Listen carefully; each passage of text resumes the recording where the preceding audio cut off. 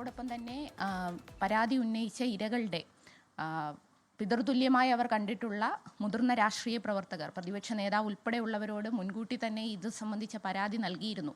എന്നാൽ ആ പരാതിയെ സംബന്ധിച്ച് നടപടിയെടുക്കാനോ അതുമായി ബന്ധപ്പെട്ട പോലീസിന് പരാതി കൈമാറാനോ ഒന്നും തയ്യാറാകാതിരുന്നത് അങ്ങേയറ്റം കുറ്റകരമാണ്.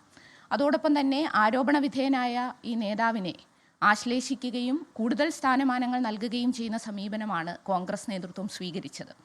ഇത് അങ്ങേയറ്റം പ്രതിഷേധാർഹമാണ്, ഗൗരവമാർന്ന വിഷയമാണ്. ഇരകൾ ഉന്നയിച്ച ആരോപണം അത് സമഗ്രമായ അന്വേഷണം തീർച്ചയായിട്ടും ഉണ്ടാകണം. ഇത് സംബന്ധിച്ച് ഹൂ കെയേഴ്സ് എന്ന മനോഭാവത്തോടു കൂടി നടക്കുന്ന വ്യക്തിയെ സംബന്ധിച്ച് അദ്ദേഹം ധാർമ്മികമായി സ്വയം നിലപാടെടുക്കുമെന്ന് നമുക്ക് പ്രതീക്ഷിക്കേണ്ടതില്ല. അതുകൊണ്ട് തന്നെ കോൺഗ്രസ് നേതൃത്വം ഇതിൽ ശക്തമായ നിലപാട് സ്വീകരിക്കണം. ഒരു ജനപ്രതിനിധി എന്ന നിലയിൽ അദ്ദേഹം ചെയ്ത ഏറ്റവും ഗുരുതരമായ ഈ തെറ്റ് എതിരെ ശക്തമായ നിയമ നടപടി തന്നെ ഉണ്ടാകും. MLA സ്ഥാനം അടക്കമുണ്ട്. യൂത്ത് കോൺഗ്രസിന്റെ സംസ്ഥാന പ്രസിഡന്റ് മാത്രമല്ല, ഈ വിഷയത്തിൽ DYFIയും CPM എന്ത് നിലപാടാണ് സ്വീകരിക്കുന്നത്?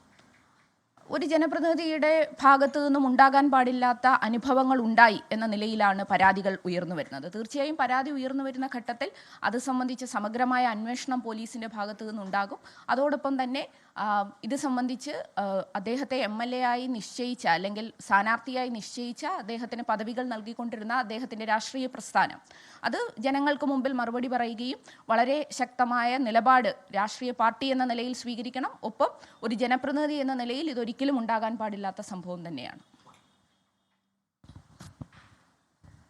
ശക്തമായ നടപടി സ്വീകരിക്കാൻ നേതൃത്വം തയ്യാറാകണമെന്നുള്ളതാണ് ചിന്താ ജെറോം പറഞ്ഞിട്ടുള്ളത്. ഒപ്പം ഇതിൽ പരാതിക്കാരി നേരത്തെ പറഞ്ഞ കാര്യങ്ങളുണ്ട്. പിതൃതുല്യനായി താൻ കണക്കാക്കുന്നത്, അവർക്കൊക്കെ ഈ വിവരം അറിയാം, ഇതേക്കുറിച്ചൊക്കെ പറഞ്ഞിട്ടുണ്ട് എന്ന് പറയുമ്പോൾ എന്തുകൊണ്ടാണ് അവരുടെ ഭാഗത്തുനിന്ന് മൗനമുണ്ടായത് എന്നൊക്കെ ചോദിക്കുകയാണ്. അതൊരു ക്രിമിനൽ കുറ്റത്തിന് കൂട്ടുനിൽക്കുന്ന രീതിയിലാണ് എന്ന് പറയുന്നു. ആ തരത്തിലേക്കാണ് ഇപ്പോൾ പ്രതികരണം വരുന്നത്. ശ്രീജിത്ത് വിശദാംശങ്ങളുമായി. ശ്രീജിത്ത്, ഇതിൽ നമ്മൾ ഇപ്പോൾ കൂടുതൽ പ്രതികരണങ്ങൾ വന്നുകൊണ്ടിരിക്കുകയാണ്. അതിൽ നേരത്തെ പറഞ്ഞതുപോലെ യൂത്ത് കോൺഗ്രസിന്റെ ഭാഗത്തുനിന്ന് തന്നെ രാഹുൽ മാങ്കൂട്ടത്തിനെതിരെ നടപടി വേണം എന്ന നിലപാട് സ്വീകരിക്കുന്നവരുണ്ട്. അത് പ്രധാനപ്പെട്ട നേതാക്കൾ ഉൾപ്പെടെ അങ്ങനെ നിലപാട് സ്വീകരിക്കുകയാണ്. പാർട്ടിയിൽ ഇപ്പോൾ KSUവിലൊക്കെ തന്നെയാണെങ്കിലും അങ്ങനെയുള്ള അഭിപ്രായങ്ങൾ പുറത്തു വന്നുകൊണ്ടിരിക്കുകയാണ്. ഏതായാലും ഇനി തുടരാനാകില്ല എന്നുള്ളത് ഉറപ്പായി.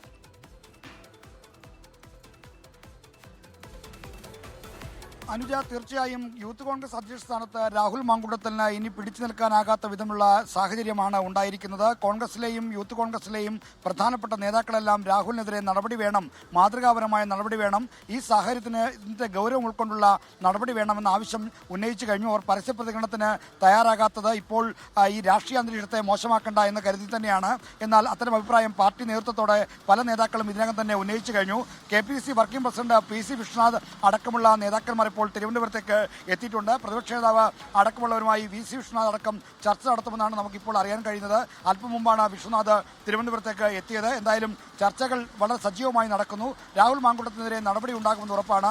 ഗർഭചിത്രത്തിന് പ്രേരിപ്പിക്കുന്നു എന്ന തരത്തിലുള്ള ചില ഓഡിയോ സന്ദേശങ്ങളും ഇപ്പോൾ രാഹുൽ മാങ്കൂട്ടത്തിലും ഒരു പെൺകുട്ടിയുമായി നടത്തിയതായി പറയപ്പെടുന്ന സന്ദേശങ്ങളും പ്രചരിക്കുന്നുണ്ട്. ഗർഭചിത്രത്തിന് നിർബന്ധപൂർവ്വം പ്രേരിപ്പിക്കുന്ന തരത്തിലുള്ള മാന്യത വിട്ടുള്ള സംഭാഷണങ്ങളാണ് ഈ കാര്യത്തിലുള്ളത്. അത് ഒരുപക്ഷെ സംപ്രേഷണയോഗ്യമല്ല എന്ന് തന്നെയാണ് നമ്മളുടെ വിശ്വാസം. അതുകൊണ്ടാണ് അക്കാര്യത്തിൽ സംപ്രേഷണത്തിന് നമ്മൾ മുതിരാത്തത്. എന്തായാലും ഇത്തരത്തിൽ ഗർഭചിത്രത്തിന് പ്രേരിപ്പിക്കുന്ന അടക്കമുള്ള സന്ദേശങ്ങൾ പ്രചരിക്കുന്ന സാഹചര്യത്തിൽ പാർട്ടിയുടെ മുഖം നഷ്ടപ്പെടുന്ന സ്ഥിതിയാണുള്ളത്. അതുകൊണ്ട് രാഹുൽ മാങ്കൂട്ടത്തിനെ നടപടിയെടുത്ത് ഒഴിവാക്കിക്കൊണ്ടുള്ള ഒരു പോംവഴി മാത്രമേ. ലോകത്തെവിടെയായാലും ഏത് സമയത്തും 24 വാർത്തകളും ഓഗ്മെന്റഡ് റിയാലിറ്റി പാക്കേജുകളും എക്സ്പ്ലെയിനറുകളും വിശദമായി കാണാൻ ഞങ്ങളുടെ YouTube ചാനൽ നിങ്ങൾക്ക് സബ്സ്ക്രൈബ് ചെയ്യാം.